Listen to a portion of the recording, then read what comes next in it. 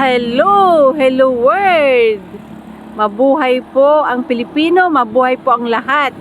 Mga kababayan ko, nandito na po tayo sa Albay, Bicol. At nandito po tayo sa Tabigian, Tabaco City.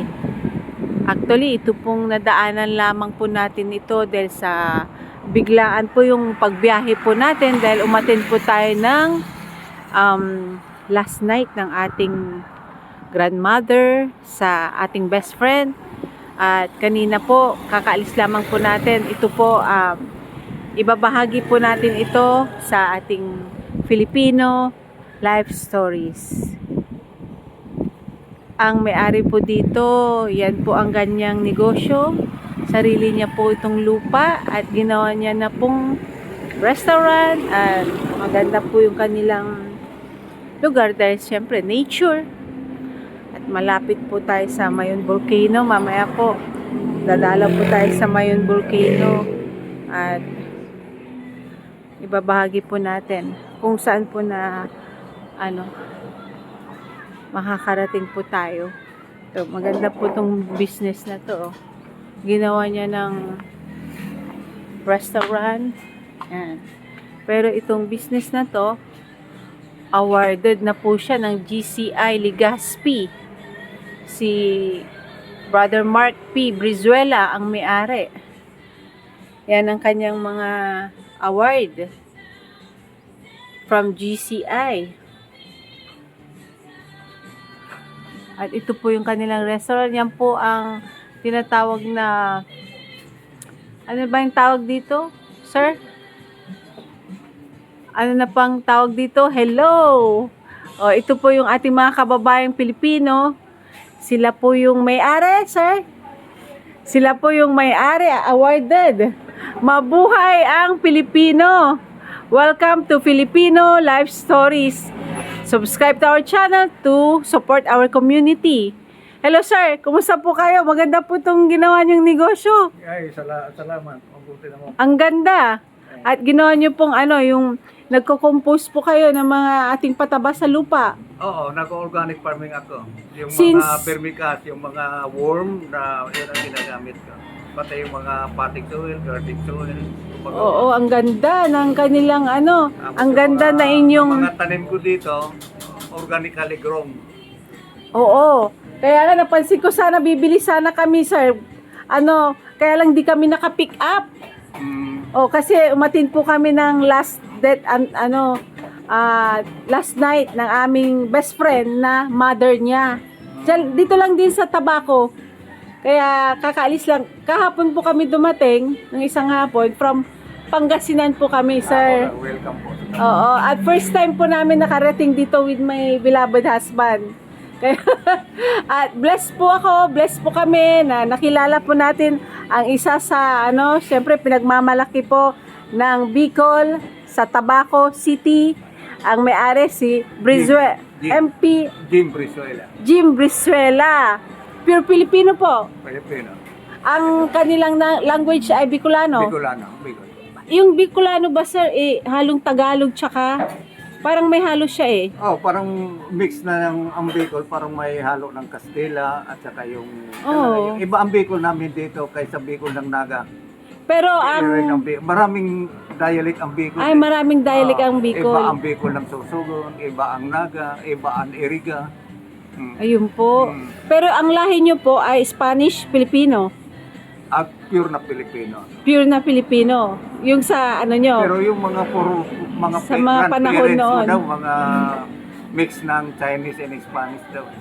Dito na ba kayo pinanganak, sir? Dito na. Dito na po siya talagang tubong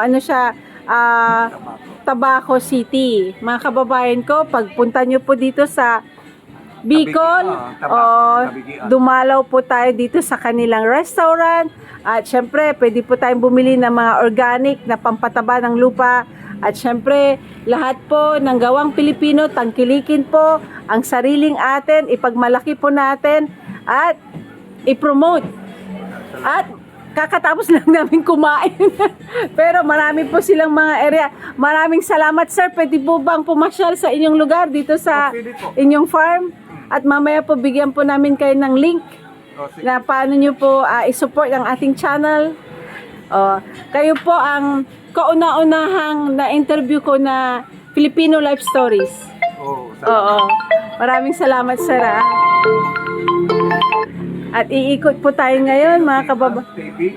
Opo, Mama, Filipino Life Stories, Filipino TV. Dalawa po yung ginawa nating Anong channel. channel yan? YouTube. Sa YouTube. Sa YouTube. Yung pamilya niyo po, sir, nandito na. Yung apat ang anak ko, yung isa nasa California. Opo. Yung pangalawa ko nasa Australia. Yung pangatlo nasa Dubai. Tapos yung anak kong lalaki, itong... Pero may tanong kami. Bakit niyo po pinili na parang magstay po dito sa atin? Iyan ang hili ko sa agriculture. Ayun, sa Yan ang agriculture passion si ko. sir. Kasi ang unang pangunahin ng pangangailangan ng tao ay pagkain. Glory to God. Ay, maraming At saka salamat. Itong lupa na ito, Oo. binili ng parents ko. Oo, kaya kayo na. Walang sa kapatid ko na interesadong i-develop nila ang lupa. Opo. Kaya ako ang nag-develop. Ayun. At At saka syempre, marami akong inattend ng mga seminar sa mga different nag-seminar places. din po kayo. Doon ako nakakuha kung paano madagdagan ang income ng isang farmer sa tinatawag na value added ng mga produkto. Halimbawa ng coconut. Opo. Pwede mong gagawin na kuya, buko pie. Opo. Pwede gawin mong ihalo sa kosido. May Opo. buko. Opo. Pwede mong gawin buko pansit. Na para dumagdag, hindi lang sa kupra ang coconut. Takang mga native product dito. Yung Opo. mga manok ko dito, may kambing, may... Ang dami. Maganda po yan. Actually, yan po ang maganda po na practical na negosyo natin. Saka yung talagang Pilipino ang dating, ang mga pagkain. Opo. Hindi mga imported.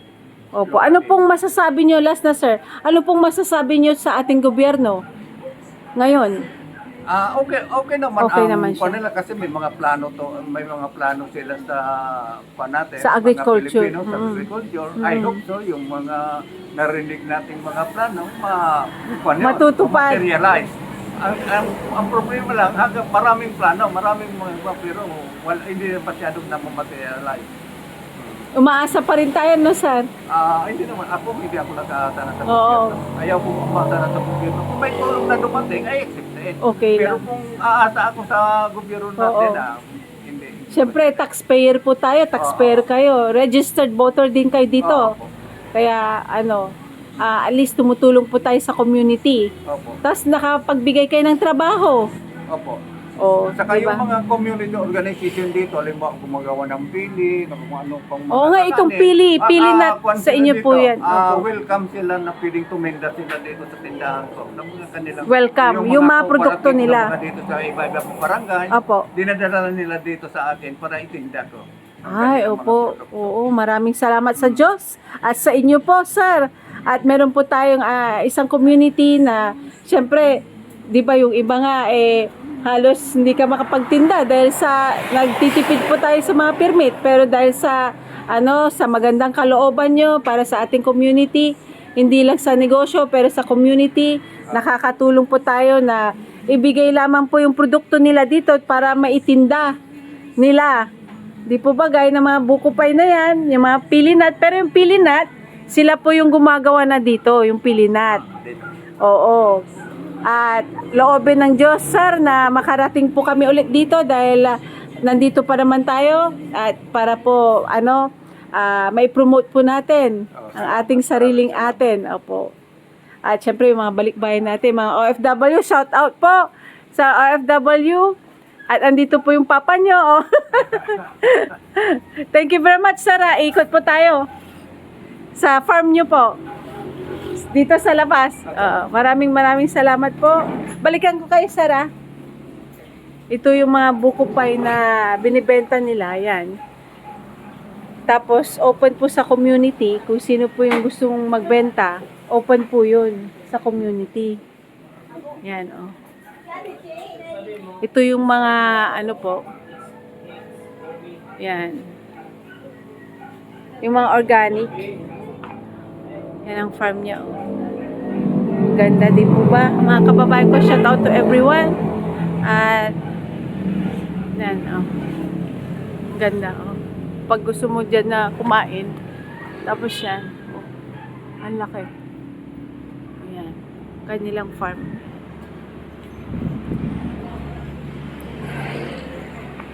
Ayan, kanilang farm. Yan. Hanggang dun pa, yung kanilang farm. Yan. Yan, ginagawang farm yan. Hanggang ganyan pa. Ilang square meter to, sir? Ilang square meter po ito? 23 hectares. 23 hectares. So hanggang doon pa, awat loobin ng Diyos na makabiyaya si sir at mas lumago pa ang kanilang negosyo para po marami po ang kanilang masusuportan na trabaho. Syempre, yan. At saka maraming estudyante dito nagtitraining dito. Oo, Sila ang nagtitraining. gumawa dito, nagtutun dito. Hanggang sa ngayon, yung tinatawag na immersion. Immersion, opo. Maganda. Yung mga So may camping site kayo, sir? Wala pa? Gagawin na. Mayroon ng lugar ako dito Opo. na camping site. Kaya lang ito, inumpisan ko pa lang last year, 1 year pa lang ako Ay, 1 year pa lang? Ito. Ay, 1 year pa lang, Kaya pero under development. susuportahan po natin si sir para po dito sa kanilang negosyo dahil para po din sa atin ito bilang community at syempre bilang Pilipino tayo po ay magtutulungan-tulungan at ipropromote po natin. Imagine dito, that. may Oh. alaga akong mga native na baboy, native na manok. Talagang mga passion kambing, niyo sir ang may mga ano. pato, pabo, Oo. different kinds of animals na sa atin. Beloved husband ko po. Okay. Kumusta po? Sila yung may-ari. Oo, the humble man at awardee ng GCI. Awarded po kayo, di ba? President ng DCI ang anak Ay, ko. president po. Opo. President ito sa Tabaco. Oo. Blessed po tayo mga kababayan ko. Welcome po sa Filipino Life Story. Supportan po natin ang sariling atin. Mabuhay po ang Pilipino. Promote our very own at mabuhay ang Pilipinas. Bagong Pilipinas. Bagong Pilipino. Thank you very much po. God bless to everyone.